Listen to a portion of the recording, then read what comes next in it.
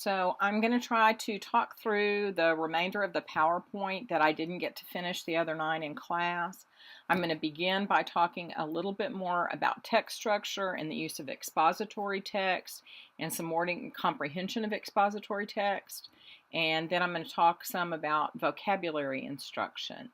So please forgive me. I always apologize at the beginning of these videos because I'm not a professional videographer or actress, and I tend to get really nervous when I make these. My students tell me they're helpful, and so I tried to do it, but it'll be obvious that I'm not entirely comfortable when doing so. I did laugh because I'm reusing vocabulary videos I made last year, and I'm just doing this section. I realize I have on the same shirt I wore last year. How weird is that?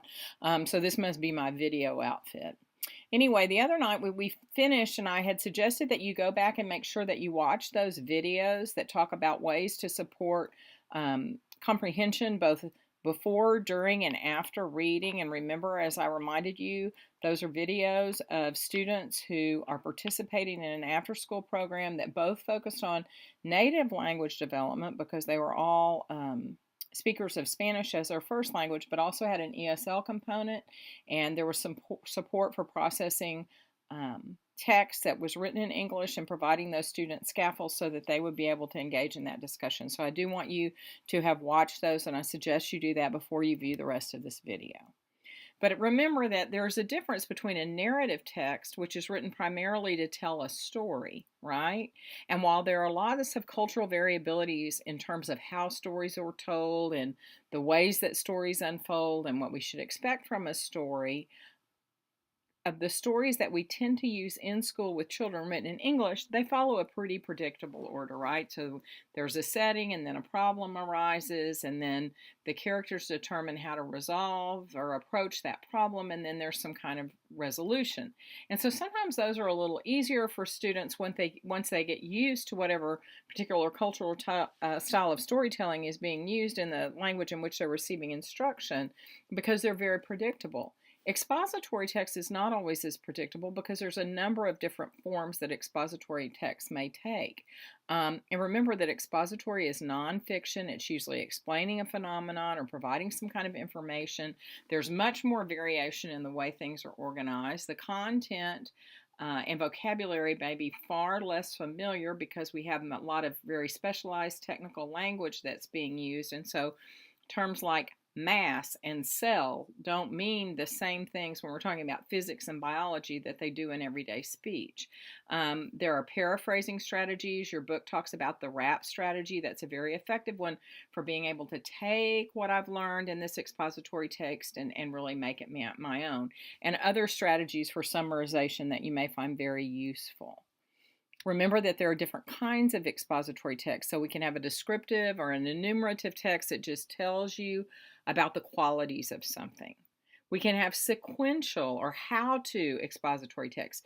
Do this, do this, do this. Think about the types of text that you might see that describe lab procedures, okay, in a science class. Compare and contrast. How are two things are more alike, and in what ways are they different?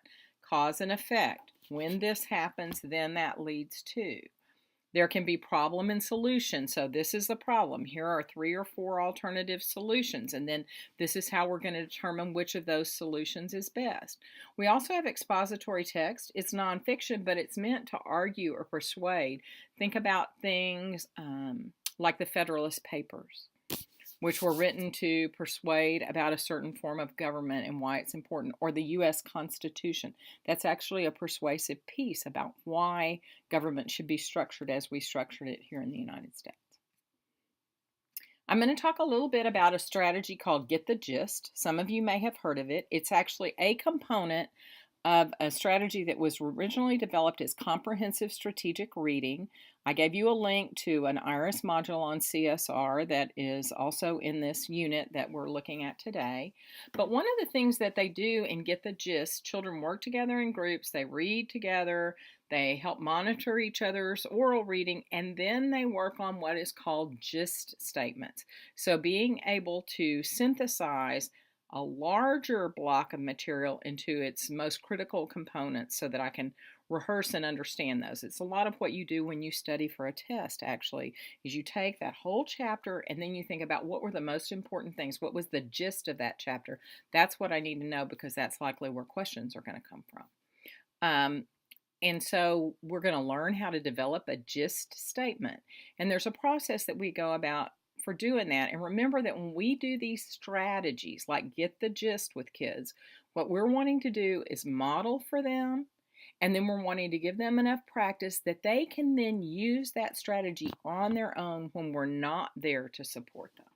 So we're going to explain to children why this is an important thing to do and how we might do it. Many people will say, well, a gist is really just the main idea of the paragraph. That's true. And so that may be terminology that you want to use. So what we're going to do is, first thing we do is we read a paragraph and we ask our students to pay attention to the who or the what. So who is this about, or what is it about? And what's the most important information about that who or what? What was critical? So we're going to, and then like I said, we're going to model that. How do we find that? How do we identify who or what? And how do we identify the most important information? And then we're going to talk about combining that information about the who or the what into a statement of 10 words or less. Why 10 words or less? Remember, we're trying to distill it to only the most important information. And then we're going to ask students to evaluate the gist statements. First, they're going to evaluate the ones I create, and then they're going to evaluate the ones they create themselves. And so there are 4 questions we ask. Does the gist statement tell the who or the what? Does it contain only the most important information about that who or what? Is it in my own words? And is it 10 sentences or less? So let me show you a little bit about how this works.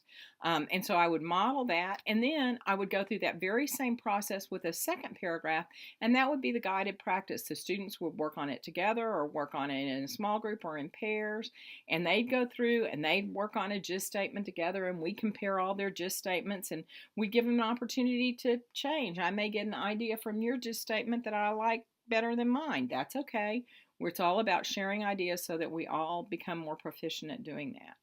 And then we can continue with additional paragraphs, and at some point we may want children then to begin as independent practice reading another paragraph and coming up with a gist statement of their own. So today I'm going to do some modeling for you about learning to develop a gist statement. Remember, it represents the main ideas in a paragraph, the most important information.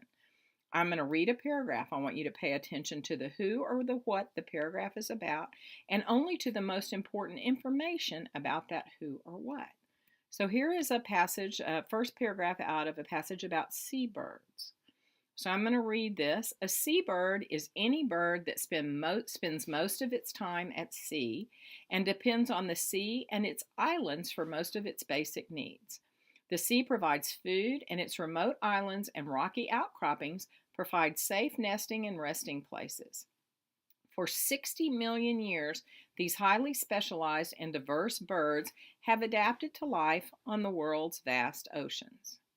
Now, one of the things that I might have done had I not been recording this video and been a little nervous is I might have first put up seabirds and said, what do you all know about seabirds? That's a pretty easy conversation to have here in Corpus Christi, Texas, because we have lots of seabirds, and we could talk about what birds do students typically see as they drive through our community, drive near our waterways, right? And then I could read this paragraph, and then I'm going to model for students. Okay, I'm going to think of the who or the what.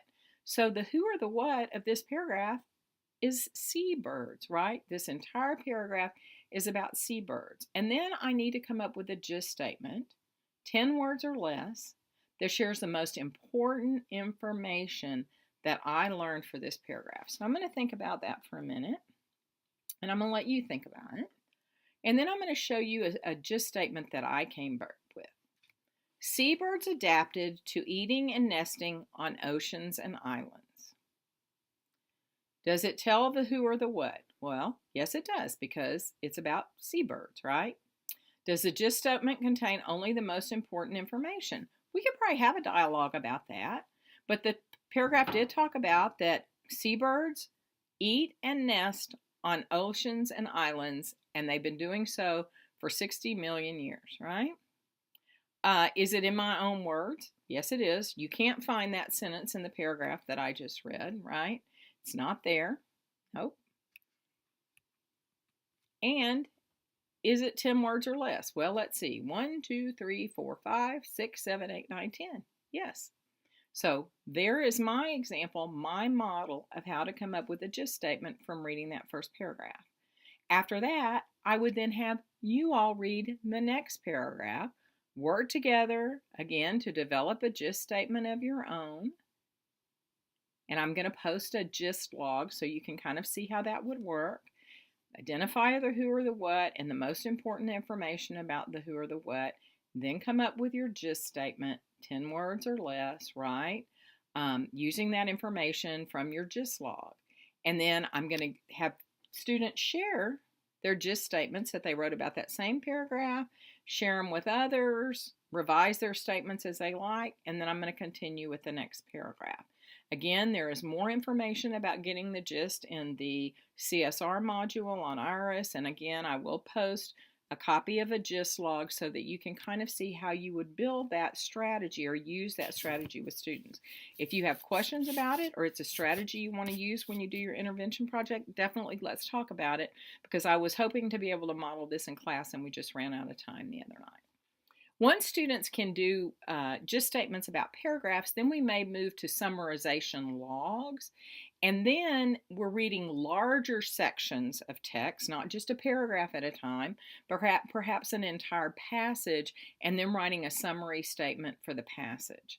And as part of summarization logs, children are also asked to generate 3 questions about the important ideas, and then create a question that might be used on a test. So again, we're moving it from both processing the information and being able to think about how I would use that to study. Again, these strategies can be used in a variety of ways, but are most effective when used with expository texts.